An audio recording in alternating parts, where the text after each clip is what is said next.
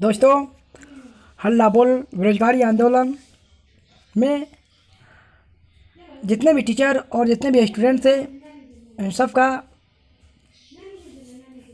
बहुत ही बड़ा योगदान रहा है। तो दोस्तों, हमें इस आवाज़ को रोकना नहीं है, आगे तक ले जाना है।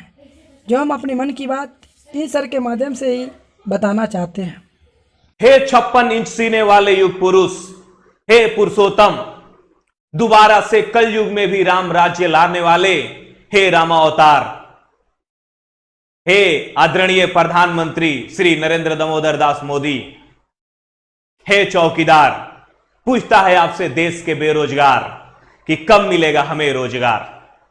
आप तो हमेशा अपनी मन की बात करते हैं, कभी उस मन की बात में अपने मुखारविंद से इस बेरोजगारों की भी बात कर लीजिए।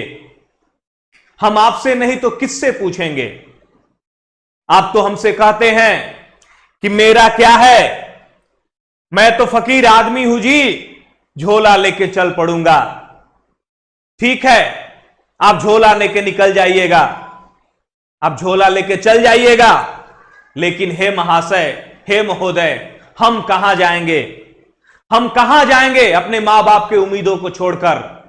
हम कहां जाएंगे अपने बाबूजी को उम्मीदों को छोड़कर, जिन्होंने अपना खेत गिरवी रख करके, अपना खेत बेच करके, अपने नमक रोटी खा करके हमें बाहर रख करके पढ़ाया, तैयारी कराया, इसी उम्मीद में कि हमारे बबुआ के नौकरी लग जाएगा तो मेरा सारा दुख तकलीफ दूर हो जाएगा।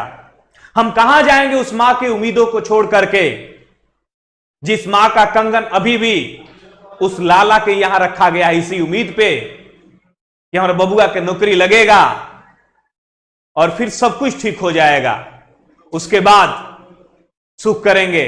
अभी थोड़ा दुख काट लेते हैं, मेरा बाबू पढ़ रहा है।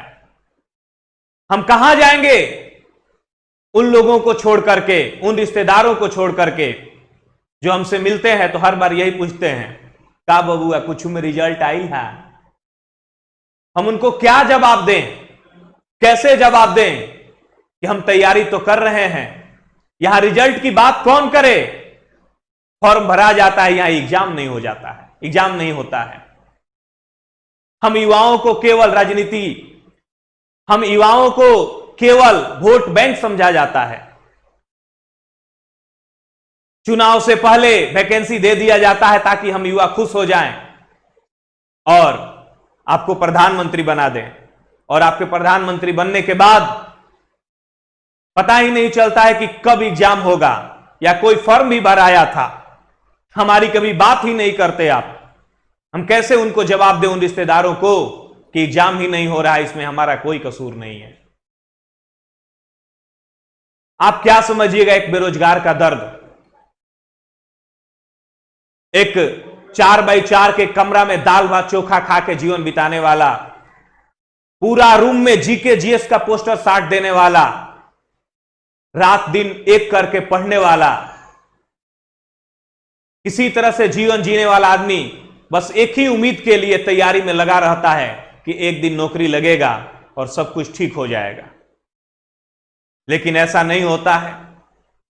आपके एक बार कहने से कि मैं चौकीदार हूं, आपके एक बार कहने से कि मैं भी चौकीदार हूं, हम सब ने, पूरा भारतवर्ष ने कहा कि मैं भी चौकीदार हूं, सब लोगों ने कहा कि मैं भी चौकीदार हूं। लेकिन अभी पूरा देश कह रहा है मैं बेरोजगार हूं, पूरा देश कह रहा है मैं बेरोजगार हूं, हर युवा कह रहा है मैं बेरोजगार हूं। क्या इन युवाओं की आवाज आपके कानों तक नहीं पहुंच रही है? आपके एक आदमी के कहने से पूरा देश कहा कि मैं चौकीदार हूं, अभी पूरा देश कह रहा है मैं बेरोजगार हूं, फिर भी आप नहीं सुन रहे हैं, या हमारी आवाज आपके कानों तक पहुंच रही है लेकिन आप सुनना नहीं चाह रहे हैं।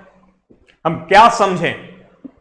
हे महाशय, हे यशस्वी प्रधानमंत्री, कुछ तो कीजिए हम युवाओं के लिए, नहीं तो आपका देश, भारत देश का जो यश है बाहर में, वो आपका यश धूमिल हो जाएगा और ये बेरोजगारों का देश कहलाने लगेगा। क्या आप ऐसा धब्बा लेके जीना चाहेंगे कि आप जैसे यशस्वी प्रधानमंत्री के काल में हम बेरोजगार का जन्म हुआ, हम बेरोजगार युवा हुए? यह हमारा सबसे बड़ा दुर्भाग्य है।